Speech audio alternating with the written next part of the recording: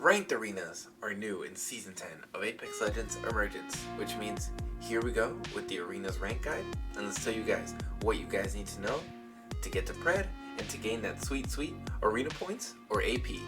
Let's get into it. So we all know you gotta win to rank up. Nothing else matters. But how do we make sure we win as many matches as possible? Well, let's answer that question.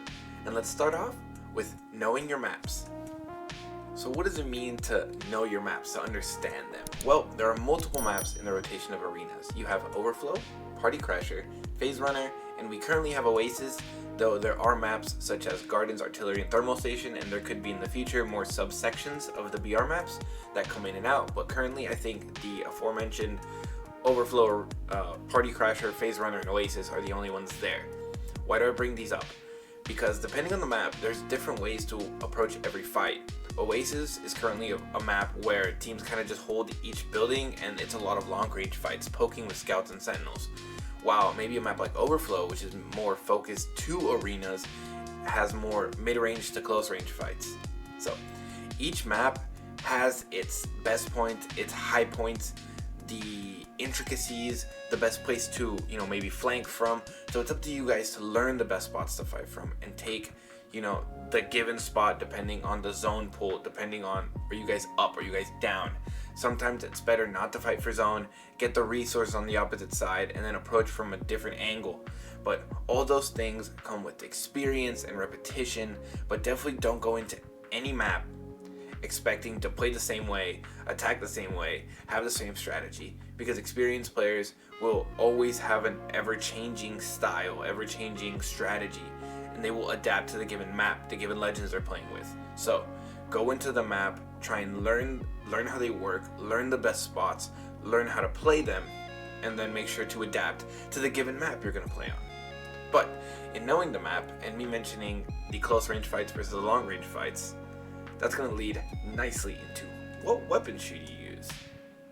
So weapons, and right now there are just a really few maybe newish weapons, or weapons that just came back, or weapons that were just added or buffed that are really strong right now. I'm going to mention those, really the Prowler, L-Star, Scout, and Rampage. Those are maybe some guns that you guys don't think to use. I know a lot of people use Scout anyway, but still. And some of the old reliables I'm going to mention are R301, R9, PK, EVA, Volt, and even the Sentinel is being used a lot in the longer range maps. So I usually recommend to work on maxing out or upgrading your primary gun at least a few times if you guys can, but make sure to always have enough materials for at least one battery and one med kit, and then always try and at least have one nade, but you don't always need a nade. I'd rather you guys have a nice gun and, batteries and med kits, because that's very important for having the resources. And then you usually want to just go for the free Mozambique in your second slot. But for a lot of you that are maybe newer to arenas, I did this all the time, which was I wouldn't select the Mozambique, and I would maybe get a P20 or Mozambique, and it would cost me in some close range fights. So don't forget, please select the Mozam. It's free, just do it.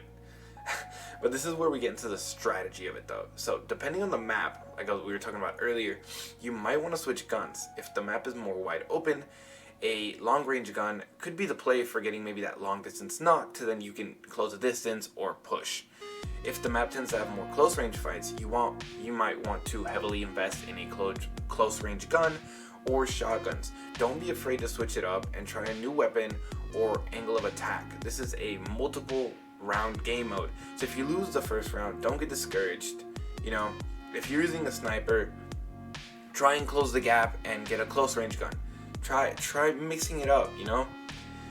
Don't be afraid to try something new, because maybe that switching the gun, switching to something you're more comfortable with, is what changes the tide of a match. The caution I will try to say is to stick to guns that you're good with. Just because the Prowler is strong but you're not good at burst guns, I'm not going to suggest you use it, because you're not going to output the damage that your team needs. If you like, I don't know, if you like the Scout a lot, but it's not maybe, it's not the R3, it's not the Volt, it's not the R9, but you hit your shots, use it. In arenas, you want to output damage, but not just that long distance poke damage, and then you just let your opponent heal. No, you want damage that leads to knocks, which leads to winning a round, which leads to winning the game. So you want to comfortably always be hitting your shots.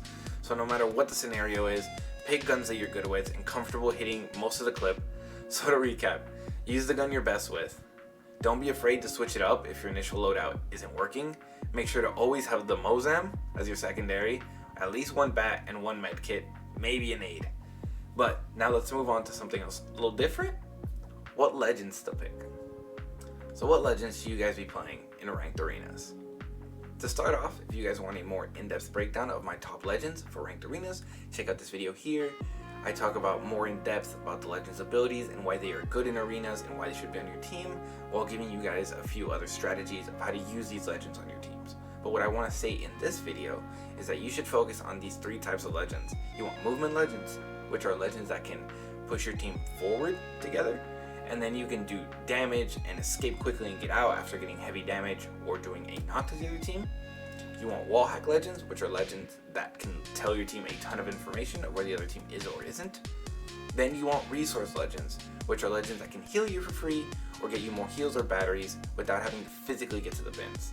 I break this down in more detail in the aforementioned video, but I want to give you guys here just some comps that could work. One that I've seen a lot is a Pathfinder Bloodhound Seer. Pathfinder with the zip moves your full team forward, and Bloodhound and Seer literally let you see everything. In the same style, you could put a Octane in for Pathfinder. If you maybe don't need as much like seeing abilities, you could swap out either Bloodhound or Seer for a Lifeline, a Loba, even a Jibby if you want, or if you want to get more aggressive, a Wraith. I know when it comes to Lifeline and Loba, using the ultimate or using her drone to res sometimes don't work at the higher level lobbies, because I see in the higher level lobbies and stuff that I've seen that usually they're more straight up quicker fights. They're not prolonged for the most part. So usually if there's a Loba ult, maybe can get off, but usually if there's a knock, the other team is just gonna push very hard. So usually the drone res doesn't get off. So that's just a little tidbit of information, but there's a lot of good legends. There's a lot of different combos and comps. These are just a few that I wanted to mention, and some pairings that I find interesting. But definitely in the other video, check it out. I talk a lot more in depth, and I really allow you guys and just give you the information, and then I allow you guys to pick the legends that you guys want to use, depending also on your strategy. That's kind of what I want to talk about, the legends. So I know a lot of you might have the question of, what is the play style? How should I play to maximize the amount of arena points that I get after every round? Well, the arena point system is still a little weird, with the hidden MMR kind of being a mystery, and I don't feel well balanced. Sometimes you could get 100 points, sometimes you get 10. Once you get to, once the system like figures you out, I guess. All I can really suggest is just do your best every game. Try and output as much damage, get as many knocks, try and win as much as you can, so that the system just thinks that you're better and can just get you into the higher rank lobbies. That's all I can really say with that. But all I can say is, guys, just keep winning as much as you can. But when it comes to playstyle, it really all just comes down to the team you're on. Obviously, playstyles and arena differ greatly than the BR mode. If you guys want to be better prepared for either ranked arenas or ranked BR, drop a sub here so you don't miss any of my rank guides, tip videos, or rank live streams on the road to Masters. I would love to see you there. But returning to the playstyles, you guys should always, go in with a strategy based on y'all's best skills or the legends you play. Though your strategy should never be static, it should be dynamic. These matches in arenas are very fluid, so depending on how your opponent comes out, you might have to completely adjust the strategy that you guys came out with. If your opponents are content to poke a distance and try and just, scoop up as many heals as possible so that you guys can also be prepared for a longer drawn out fight, or push very quickly because you know that the other team is going to have longer range guns and you have the close range weapons. So that's just a little ideas, I guess, of how you guys have to be thinking from round to round. If you see, that a guy on the other team tends to flank a lot, make it a decision to tell your team, hey, let's get this guy when he flanks, let's jump on him and make it a 2v3. These decisions round around or make a huge difference, because you do not want to be the team that comes out and does the same thing 3 times after losing, the first 2 rounds. And then you just lose the game and you guys never tried anything different. That mindset is never going to allow you to start climbing. So You know, for me, no matter what map I'm on, I like to close the distance and make closer range fights because I feel I'm very good 1v1. So I do everything possible to take those fights and avoid long distance engagements. So notice how you like to play, bring it up to your team, and see how you guys can fit your style into the overall strategy of, you know, a match for you guys. So always after every round, analyze what you saw, whether you won it or lost it, and adjust strategy and or guns accordingly. Let's talk about something a little different, and we're gonna go into communication / pinging.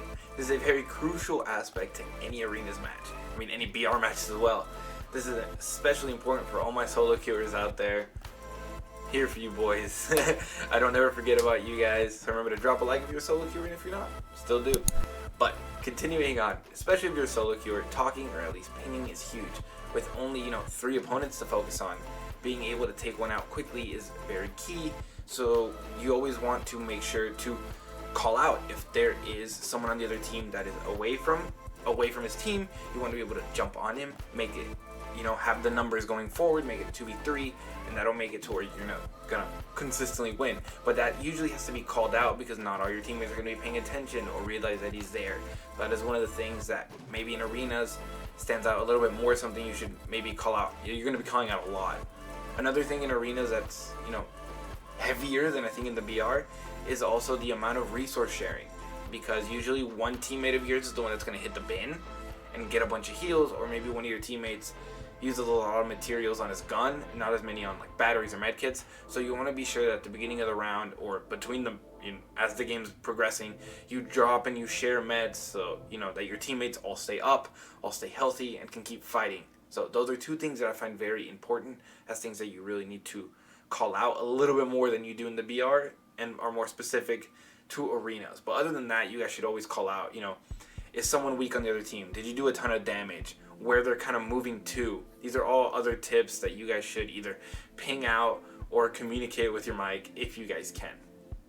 But now, let's move on to the final tip, the one that I find the most important and is key for solo queuers or any team to consistently gain AP, and it's something I think everyone preaches, but you know, not everyone can do, and that is win your 1v1s consistently.